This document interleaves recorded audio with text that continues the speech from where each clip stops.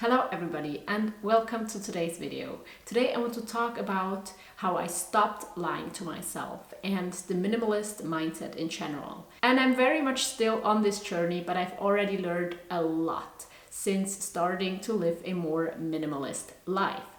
And I think a lot of that has to do with our mindset. Like, of course, minimalism looks minimalist on the outside. Usually videos about minimalism are about our things. We declutter our things to become more minimalist. But I think the place where it is really important is our mindset and how we think and how we talk to ourselves.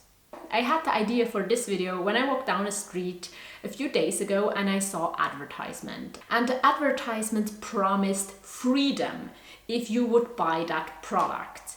And I think advertisement is interesting, and I know this product will not give you freedom once you buy it, because it was something that does like the opposite of freeing you from anything. And I just started thinking and realized that oftentimes not only advertisement lies to us, but we do the same thing. We try to advertise things to ourselves. We try to advertise actions to ourselves. So let me show you how that works. I think the most common way we do it to ourselves is by thinking that if we just had something, we would be more happy. Like, if I had this car, I would be more happy. If I had a bigger house, if I was on vacation right now, if I had a better relationship, things like that. If I had that thing, I would be more happy. And now I don't mean situations where you're really in a miserable situation and a lot of other things could make it better. I mean situations where usually we have kind of everything we need, but we still think that a thing or something we can buy, something on the outside, would make us a lot more happy. But happiness is a feeling, and it is one that we cannot chase very well. And so we actually never know what is going to make us happy. And of course, some things make us happy, but we tell that to ourselves way too often in ways that will never be able to make us happy. Another way we lie to ourselves is having a fantasy self. And that is one that I used all the time a few years ago. We think we are a certain person, or we want to be a certain person, and we do things for that person and we buy things for that person. Now, don't get me wrong. I think it's great to have dreams and to act in a way that will lead you to the person you want to become. But I don't think it makes sense to buy things for a person that you're just not. You maybe buy red clothes because you think they look so great on some people, or you just imagine yourself in that red dress looking gorgeous, but you realize time after time that red is just not your color. I mean, things like that. Things that just don't work with your life, things that you have already seen you won't do, like hobby equipment for a hobby that you actually don't enjoy doing. And you keep buying things for that person that you're actually not, for your fantasy self, for the person you want to be, or for the person you think you are.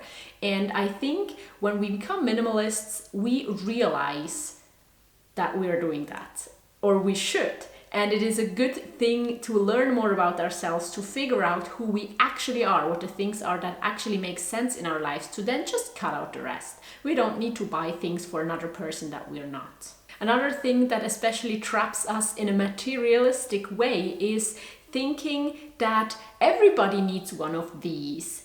And it doesn't matter if it's a certain kitchen utensil or if it's a certain piece of clothing. An example that I've brought up again and again on this channel is a white t-shirt.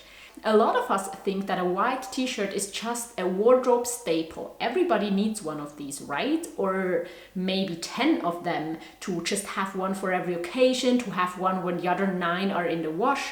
But maybe you are not a person that needs a white t-shirt. And for myself, I figured that out, that I absolutely don't need a white t-shirt. I actually really didn't like white for the longest time. Now I'm slowly getting back into like brighter colors and lighter colors, but I'm still definitely staying away from like the classic very white and crisp t-shirt. That's just something that I don't need for my life, even though in the past I've really thought that everybody just needs a white t-shirt. And all of these things pretty much just illustrate one thing. You and I, we are two different people. I am a unique person, and of course I have interests that other people have too. I have things in my wardrobe that other people own too. I do things that other people do. I live in an apartment where I guess 100 other apartments looking the exact way, same way exist, but I'm still a different person from all of these other 100 people living in the exact same apartment as I do. And the important thing when it comes to life in general, and especially when it comes to minimalism, is figuring out the things that I need, that I enjoy, that add value to my life. And I think we are just used to lying to ourselves because we want to be liked by other people, because we think we should just be that person because it would just make sense. We should do what other people do. Or just because we have a picture in our mind of ourselves that is not true. And the minimalist journey on the outside helped me realize that a lot by actually looking at the things that I own and figuring out the things that I actually like and that I don't like. Also sometimes being surprised when decluttering because maybe I have an item that I really like, no matter if it's clothing or anything else, but I realized that I've just not been using it. And so I really have to ask myself if I like it because I have an idea in my head that is just not true, because I'm lying to myself without like meaning to hurt myself, or if it really is something that I like doing but I've just like not gotten around to. But that is really difficult there as well, because we really have to think about, will we actually do that more, wear that more, use that more in the future? And I think this topic is sometimes hard because it's not comfortable admitting to ourselves that we've been lying to ourselves.